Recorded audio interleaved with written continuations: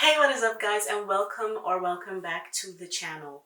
So I was heat training, got damaged, big chopped again for the 1100th time. So what's next? Now hold up, nobody said that I was done with heat, because heat is not the enemy. But there are quite a few things that I've learned along this journey. I want to share them with you so you don't make the same mistakes that I did. So I have a few tips that I have jotted down on my phone, and I'm gonna go ahead and run through them with you and give you guys a little bit of an explanation and backstory where necessary. So first of all, let me just say, I by no means think that heat training is a horrible idea. It can be very beneficial, especially if your lifestyle and your aesthetic, requires hair that is more straighter, manageable, or you just don't have time to set a twist out and all that extra drama that goes along with natural hair, but you don't want to go back to the creamy crack. And talking about creamy crack, that's actually tip number one. I would treat heat training my hair just as if it were a relaxer or chemical process. And in saying that, I mean prioritize protein, prioritize moisture, not just like leave-ins and stuff, deep conditioning regularly, and incorporating protein in your hair on a more regimented basis. And when using heat, it's especially essential to stay on top of your trims. No, I'm not saying like you have to trim your hair every 6 weeks and stuff like that. For me personally, just keep looking at your hair. When you notice those splits, trim it, and don't be skimpy with your trim.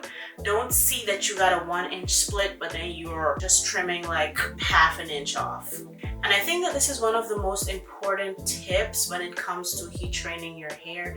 Now, something that I did during my heat training journey that I kind of think preserved my hair for the longest while was that I was deep conditioning every time I would wash my hair. Now, I would keep my silk presses in for anywhere between 3 weeks to a month. Then at the end of that month, I would drench my hair, wash it, like do my deep conditioner, do a little protein treatment or a little Olaplex treatment. But tip number 2, you need to clarify. I was using moisturizing shampoos like I would with my regular natural hair.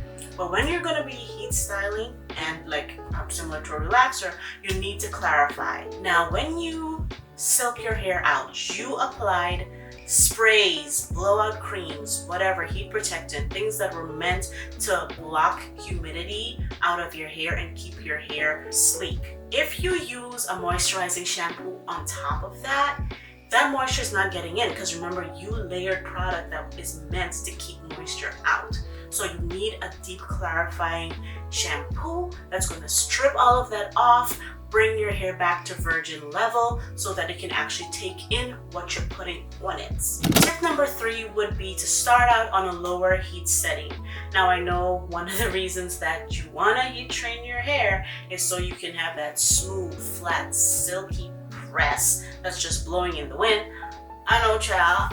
I wanted it too. But if you go in with high heats immediately, you're setting yourself up for failure.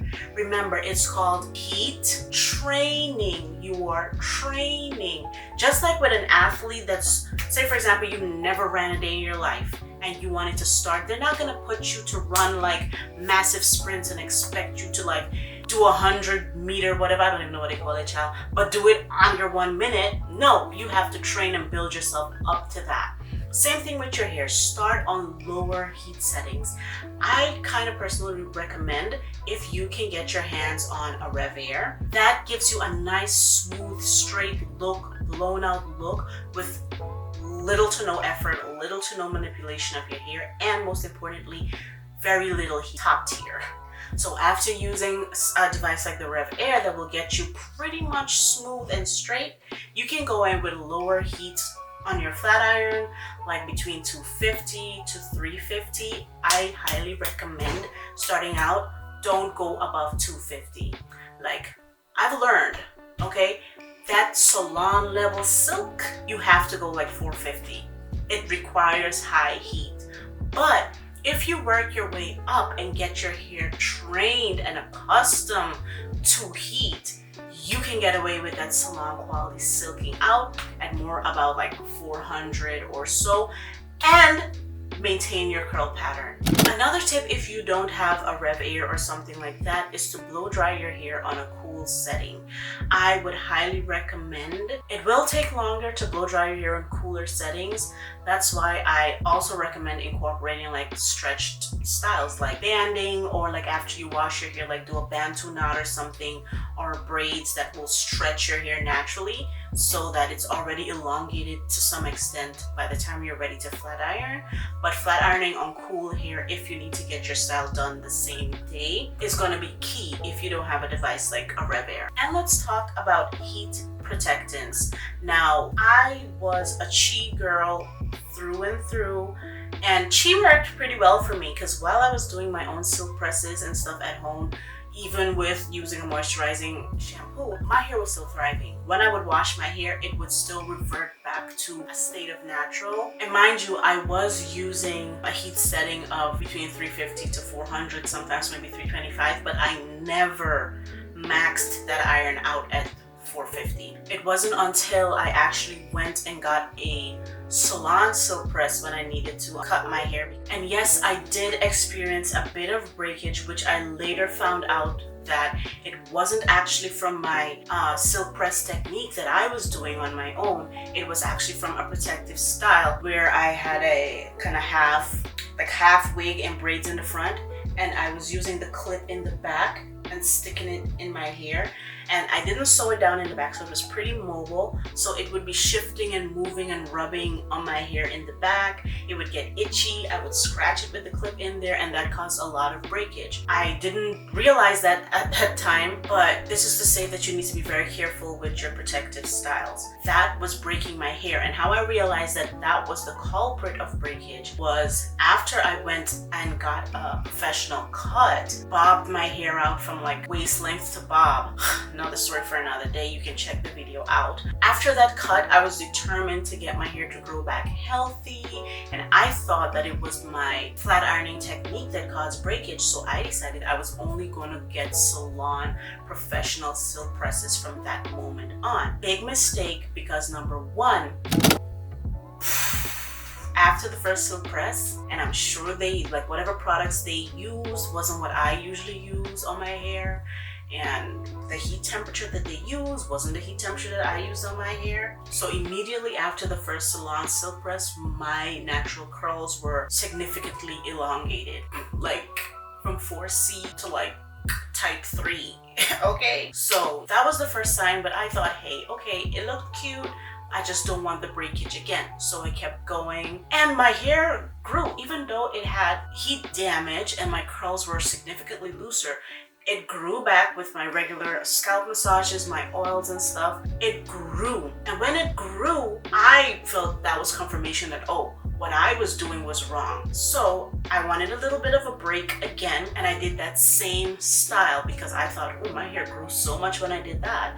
So I did the same style with the half wig clip thing, whatever, kept it in for a while, same issues. But when I took it out, I immediately noticed breakage in the back of my head, that same kind of horseshoe shaped breakage. And that's when it clicked to me, it wasn't my silk press technique, it's this damn protective style with the comb in the back. So needless to say, I tossed that style completely, like However, I was then faced with another issue from getting consistent salon silk presses, where my roots that had grown out for the time that I was wearing the wigs and stuff was natural, and my ends were fried, zed, like there was no reviving her.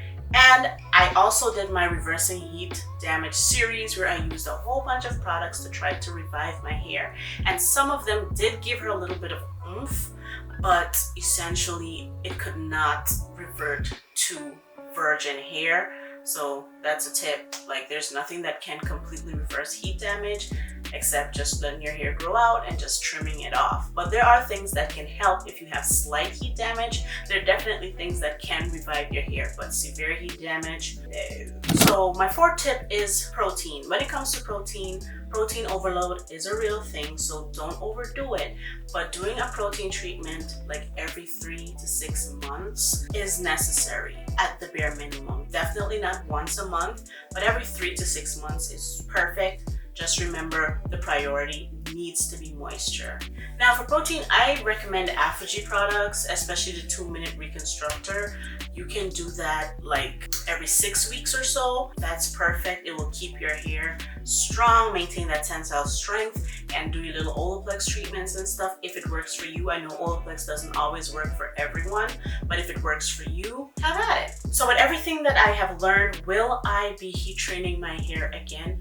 I don't know. Right now, I have no desire to straighten my hair to wear it straight, especially at the length that it is. Definitely when it gets longer, period. But for right now, I'm just focused on heavily moisturizing my hair and just protective styling so that my hair can grow and get back to the length that it was and just flourish in general. And I'm not going back to nobody's salon. This is not to knock the stylist at all. She is great. I do appreciate the trims and stuff that she did. It was like nice and thorough, and when she did my hair, it did look amazing. But not every head of hair is the same, and I know they have products that they use and they highly recommend, but I kind of feel like it didn't really work for my hair because the heat protectors that they use didn't do anything for me. So if you're looking for a heat training regimen, these are my recommendations. First off, clarify your hair. Before you do anything, get that hair clean and back to basic level. You can follow up with a moisturizing shampoo if you want, but the clarifying shampoo is a must. After you clarify, you can follow up with the Apogee 2-minute protein reconstructor. That's going to give your hair some strength and prepare it for any loss that it might incur due to using the flat iron. After that protein treatment, please deep condition your hair. Deep condition with heat for at least 30 minutes so that your hair can be not only strong, but it can be moisturized and ready, because using a flat iron does cause evaporation of moisture from your hair. Now, after you've deep conditioned your hair, washed all of that out, please heat protectant. Now, there are 2 heat protectants that I highly recommend. One is the Redken Big Blowout Cream, and the second is the Kenra Thermal Styling Spray. Chi is also great, but with these 2, you can literally keep heat damage at bay. What I do is to apply the Big Blowout Styling Cream to my hair while it is still slightly damp, not soaking wet. And then I spray over top of that with the Kenra spray, and I proceed to blow dry my hair with the Rev Air, or you can do it with your Cool Air with your regular blow dryer, or you can just go ahead and stretch your hair and let it dry with those heat protecting products in it. Now the next step is to flat iron. So like I mentioned earlier, do not go above 350 when you're training your hair. Make sure you get it as straight and smooth as possible during the blowout process so that it doesn't need that much heat to be even more silky and smooth. And the heat protecting products that I mentioned will help to give it that nice sheen and gloss that is so synonymous with a silk press. So one smooth, easy pass with a flat iron at 350 will go way longer than doing a quick flash pass with like a 450 heat on the flat iron. That's just crazy and it's too much. After that, maintenance of your style will be important, because the thing is, you don't want to reapply heat between washes. After you do that press, preserve your style by either like wrapping your hair at night, even like smoothing your hair back into like a low bun and then tying it down with your scarf. You can roll it in a bun, and then when you take it out, you'll have some gorgeous waves and your edges and everything will be laid, silky, smooth, and perfect. And then when it's time to wash your hair, you repeat that same process, just this time incorporating your Olaplex or whatever bond building treatment you want to use, if you want to use use that. So when wash day comes around, clarify your hair first because you want to remove all the heat protecting properties that will lock out moisture. Clarify it, then go ahead and do your Olaplex. And if it's a protein day, you can, but if you're doing once a month, you should basically be doing a protein treatment every other silk press, you know, not every single one. So you basically alternate between the protein and then the Olaplex. One wash day you do protein, the next wash day you do a bond building treatment. And make sure to keep an eye on those ends for splits and damage, which can be inevitable because your hair is just living life. So things can happen, but be aware of that and be careful with the protective styles you try to use during your journey, I guess. Alright guys, that's it for today's video. I hope you found these tips helpful and continue to follow me along with my journey. If you want to see a tutorial on how I did these, what do you call it, Baja locks or whatever, those will be coming up very shortly. I'm going to be doing a tutorial on how I made the locks, how I install the locks, how I refresh them, because these locks can be worn over and over and over and over again, child. With proper care, this can last you as long as your wig. So don't forget to like, comment, and subscribe, and share this video if there's someone you know will find it helpful. Until next time, bye-bye.